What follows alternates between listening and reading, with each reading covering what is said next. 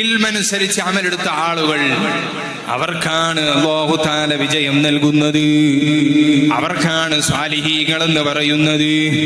Ibn Abbas തങ്ങൾ പറഞ്ഞില്ലേ, ഇങ്ങനെ ഇൽമനുസരിച്ച് അമലെടുക്കുന്ന ആളുകൾ ഇന്നലിൽ ഹസനത്തി ദിയാഅൻ ഫിൽ വജീ, അവരുടെ മുഖത്ത് അല്ലാഹു തആല പ്രകാശം നൽകുന്നു.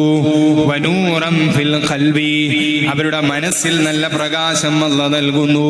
വഖുവതൻ ഫിൽ ബദനി, അവർക്ക് അല്ലാഹു തആല ആരോഗ്യം നൽകുന്നു.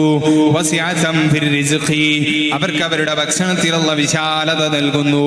വമഹബ്ബതൻ ഫീ ഖുലൂബിൽ ഖൽഖി, അതുകൊണ്ടല്ലേ നമ്മുടെ ഉസ്താദുമാര്, ആ ഉസ്താദുമാരെ നമ്മൾ ബഹുമാനിക്കുന്നു. കാരണം അവർ ഇൽമനുസരിച്ച് അമലെടുക്കുന്നവരാണ്. അത് നമ്മളുടെ മനസ്സിൽ ഇട്ടു തരുന്നത് അത് അല്ലാഹുവാണ് ഇട്ടു തരുന്നത്. അതൊരു പ്രക്രിയയാണ്.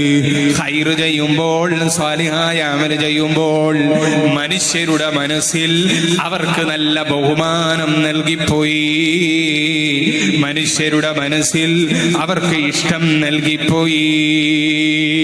അതിനെക്കുറിച്ചാണ് ബഹുമാനപ്പെട്ട ഇബ്നു അബ്ബാസ് റളിയല്ലാഹു അൻഹു നമ്മളെ പഠിപ്പിച്ച് സംസാരിച്ചത്. ഇങ്ങനെ ഇമാമീങ്ങളായ ഇമാമീങ്ങൾ മുഴുവനും ഇൽമിനെ കുറിച്ച് സംസാരിച്ചു.